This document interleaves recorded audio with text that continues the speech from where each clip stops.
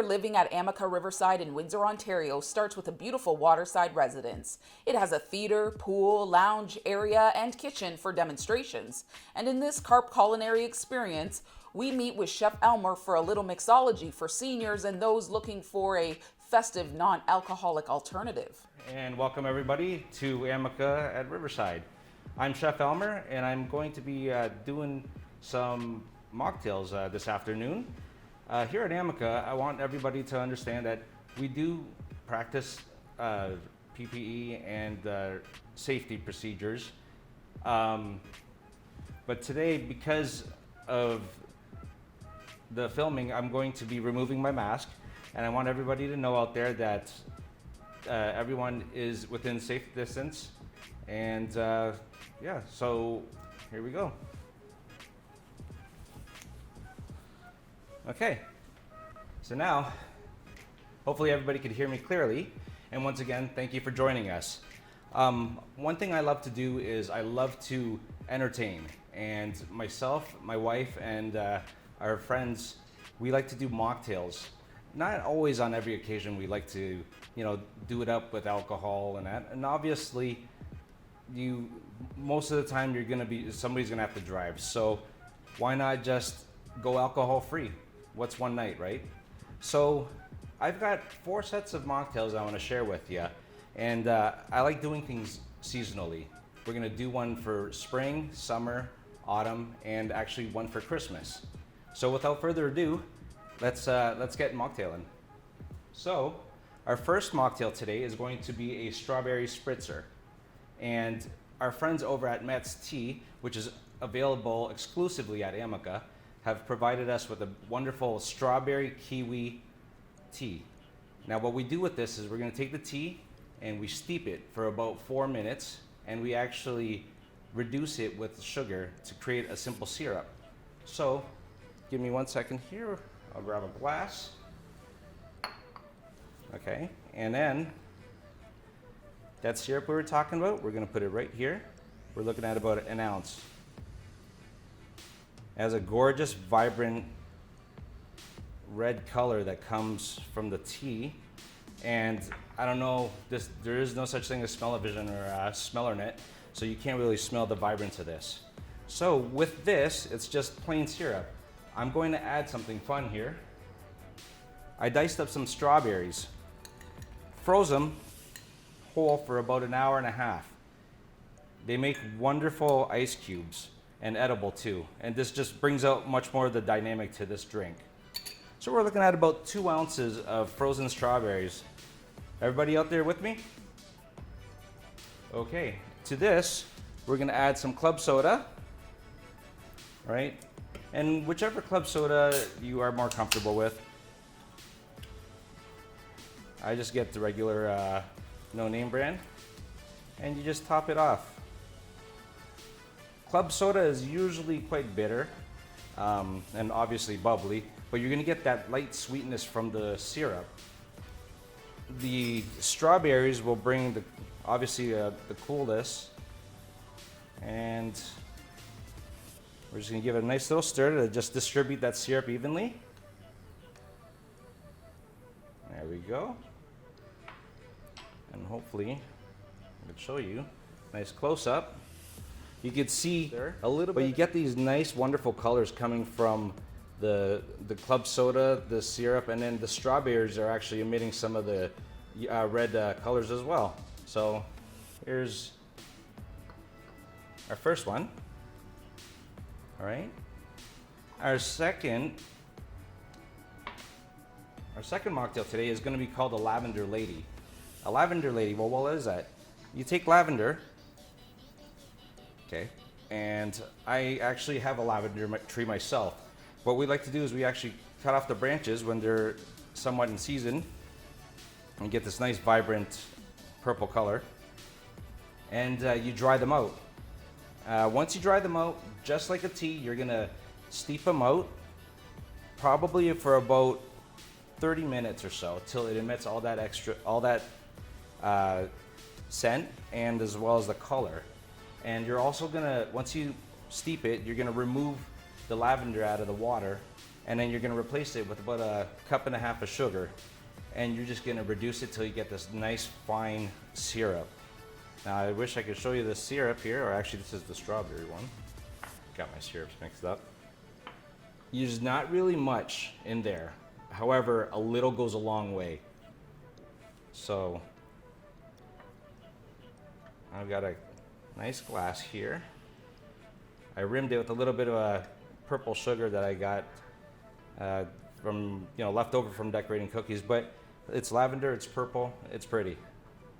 We're gonna take a little bit of this little goes a long way syrup. We're gonna just drop about 1/4 of an ounce right in there at the bottom. It's almost next to nothing there. Okay, to that, I've got some freshly squeezed pink ruby red grapefruit juice right here. Let's add about 2 ounces. Like so. Still with me? Okay. I have some fresh mint, fresh out of our garden. We actually have some local residents that grow their own herbs in the garden out front in the courtyard. And every so often, especially in the summertime, they'll pick the herbs out and actually let us use them for their meals. It's actually a wonderful touch, and it's actually cost saving too. So far, if you're with me, we've got lavender syrup, we've got ruby red grapefruit juice. I've also got a little bit of mint. And once again, we're gonna go back to that club soda. There's almost like a little theme here. I like bubbles. And we're gonna hit it like that. And look at that. Nice and vibrant, light. It packs a punch with that grapefruit. It's got the subtleness and the aroma from both the mint and the lavender. And it's just absolutely gorgeous. Lavender Lady. So we'll take a quick second to show you our little charcuterie board. Nothing crazy. We have just a variety of cheeses, from cheddars to bries to goat cheese wrapped in or balled up with walnuts and some Swiss, a little bit of capicola and some Genoa salami.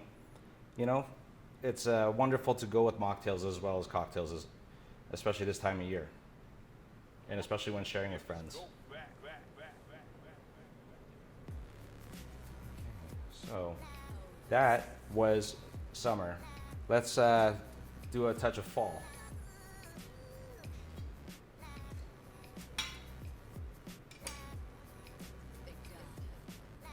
Okay, so I've got a pot, and in that pot I have some star anise seeds and some cinnamon.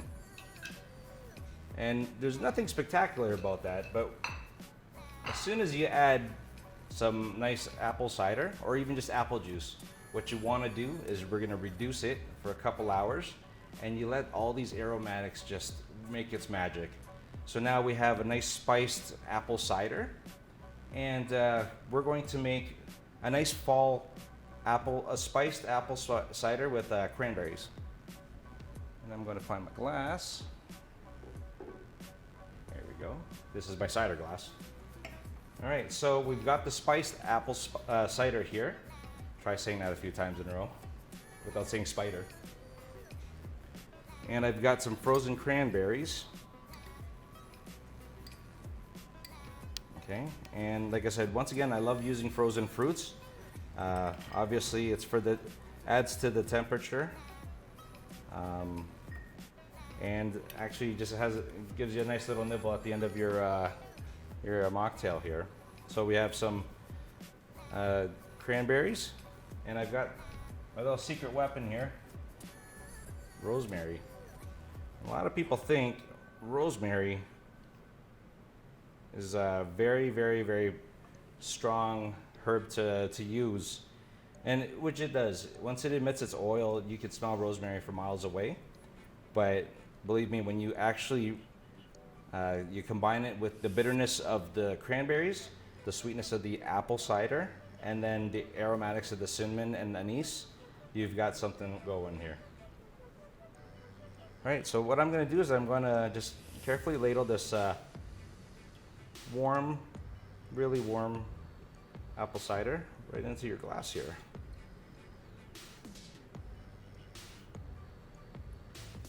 Now, if you don't want to do with the frozen cranberries, ice is fine. And if you don't want to be risque and go with the actual rosemary, that's fine as well. But you know, sometimes you gotta risk it for the biscuit. And my mom always says you should never not try anything unless you're allergic to it or if it's gonna kill you. So here we go.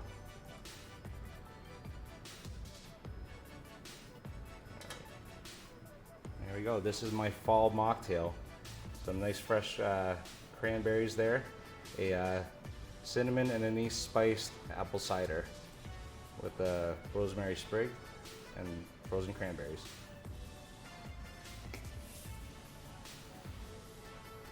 And just like the year 2020 has flown, it seems like I'm flying through these seasons as well. Now, instead of doing a winter season, I'm planning on doing something close to winter, Christmas. And I love Christmas, and I'm sure everybody out there does too. And I can pretty much tell you that it's going to be a different Christmas this year. But as long as we have the gift of technology, I'm sure we could touch base with everybody from around the world during these holidays and during these tough times. So the best thing we can do for each other is just to stay safe, you know, do whatever it takes and do your part to help flatten this curve. I know we are here at Amica, and as well as myself at home with my children. And the sooner we get this, everybody does their part, the sooner we'll have this nipped in the bud, and we'll be seeing each other again. So, without further ado, let's do a Christmas cocktail, okay? I got a nice, pretty cocktail glass here. And what I did was I took a candy cane, right? I stole it from someone's tree. I smashed it up to little pieces here, and we rimmed it. All right. So, well, what's so festive and Christmassy about this? Well, obviously we have the candy canes. We're gonna do some orange juice, a little bit of cranberry juice, some pineapple juice, and as well as some ginger ale. It's almost like your typical fruit punch. So what we're gonna do is I'll just put it all together and we'll serve it for you. I like my punches cold, and I like my fruits. Once again, we got some frozen fruit here. This time we're gonna go with some frozen pineapples.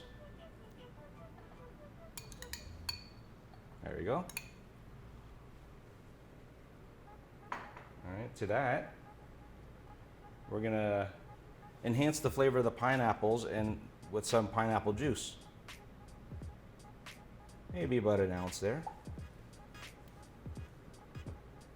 Okay. Add some cranberry juice for a little bit of flavor. Oops. No one saw that, right? Okay, and then to that, we're gonna finish it off with a little bit of orange juice. I'm gonna put this here. There we go. I mean, it kind of looks like a glass with orange juice, cranberry juice, pineapple juice, but here's the secret weapon. A little bit of ginger ale. Ginger ale can't hurt anybody. It's good for upset stomach. It's good for a festive punch. And there you have it. A little bit of a stir here just to get all these juices incorporated. Get a little bit of the fizzies working there. Okay. And I've got that. And there you have it. This is Christmas. So, in celebrating the 4 seasons here at Amica, we've provided you with 4 different mocktails. We started off with a strawberry kiwi spritzer. We followed it up with a Lavender Lady. We fell into fall with spiced apple cider with cranberries and a rosemary sprig. And then we are gonna be bringing in Christmas with a Christmas mocktail featuring orange juice, cranberry juice, pineapple juice, as well as some ginger ale. I'll show you how to run my glass. It's very simple. We've got some sugar here. I'd like to see if this is gonna fit. Always make sure you have a glass that fits, first of all, or else you're gonna wind up with a sugary mess. And you take any piece of fruit that's available, whether it be lemon, it could be a grape, an orange, and you're gonna just slice it, and you're gonna basically just run it along your glass here.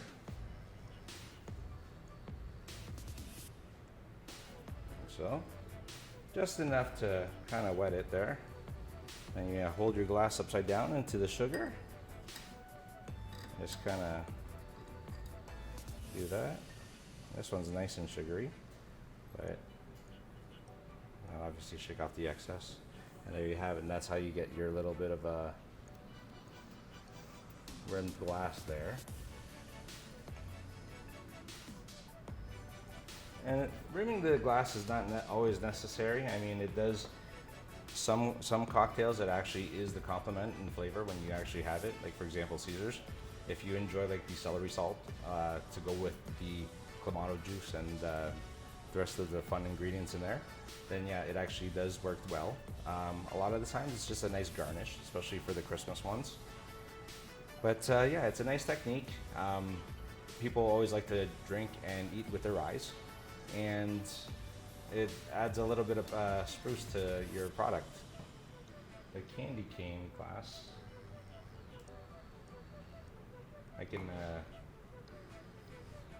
what I like to do with the candy canes, I'll actually throw on the glass here, just as well as a nice garnish there. Here at Amica, actually, we do demos once a month, and it's something wonderful that the residents like to see. Like I said, unfortunately, due to the circumstances and the pandemic, we've had to do these on film, actually. But a lot of the times they're a great turnout, and a lot of the residents are always more than welcome to bring guests, family, and friends to view some of these demonstrations. Like I said, we do them once a month, and if you see our wonderful marketing team, you could always call ahead and view a demonstration or ask ahead of time if we have them available. We're always more than welcome to ideas out there, and as well as we are very worldly in a sense that we like to try different things. We like to try different dishes from around the world. We have a great culinary team here that come from different levels of skills, and from different levels of experience, different schooling, and we all kind of combine our ideas together to create one awesome cohesive unit. So if you ever get the chance, get yourself set up with our wonderful marketing team with Rochelle and Sherry. If the time comes when we can open up, we'll get you an appointment, we'll get you a nice tour, a wonderful lunch, and you'll see what we can really do here.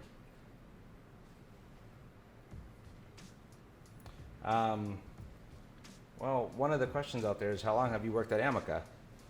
Well, Amica opened its doors back in July of 2010. So I started in August 2010.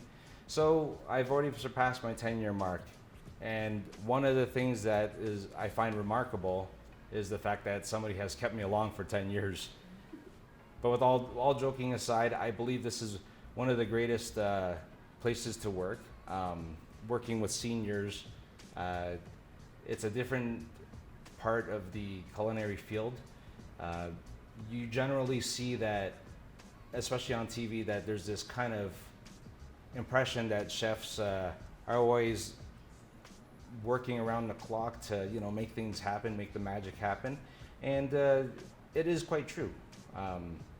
But here, the hours are great, and you know, it allows us to, it provides us the time to spend with our families, and you know what, at the same time, make wonderful meals here. So, in order for me to get a job here, it takes I'd say a good amount of time of experience. You need to go to school first of all. There's a wonderful 2-year program at St. Clair College, followed by an apprenticeship program you can get through the Ministry of Ontario. And once you get that, you can write your Red Seal test. And a lot of the times you get that Red Seal, the doors are open for you. And as so be it, the door was open here at Amica for me. And now I'm here, 10 years later, doing these wonderful mocktails for you online. And let's do, we could always do a quick review of what we've done. Once again, we've followed the 4 seasons of our mocktails. And we did spring, summer, winter, and fall. And like I said, we have a Lavender Lady, which represented summer. I mean, we could say a late spring with the strawberry Spritzer. Like I said, we fell into autumn with a spiced apple cider with cranberry, and as well as the Christmas cocktail, or mocktail that is.